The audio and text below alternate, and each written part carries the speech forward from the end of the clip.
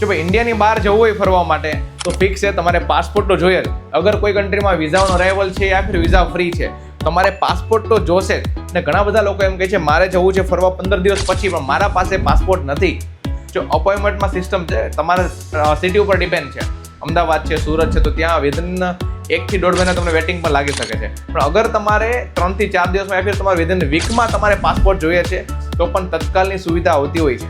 અગર તમે તમારો પ્લાન કરી લીધો છે ફરવા માટેનો 15 દિવસ પછીનો, તો એના માટે તત્કાલ પાસપોર્ટ છે પણ તમે અપ્લાય કરી શકો છો. એટલે દિવાળીએ તમારે ફરવા જવું છે ને હજુ તમારા પાસે અગર પાસપોર્ટ નથી ને, તો પાસપોર્ટ તમે કઢાવશો તો નવરાત્રી પૂરી થાય ને એની પહેલાં તમારો પાસપોર્ટ આવી જશે. જનરલી 7 દિવસમાં તમારા પાસે પાસપોર્ટ આવી જતો હોય છે અગર તમે તત્કાલ પાસપોર્ટ અપ્લાય કરો છો ને તો. એટલે દિવાળી ફરવા જવું છે, પાસપોર્ટ નથી તો પાસપોર્ટ આવી જશે દિવાળી પહેલાં. એટલે દિવાળીનો પ્લાન કરો, પેકેજ તમે આપી દેશો તમને ટકાટક.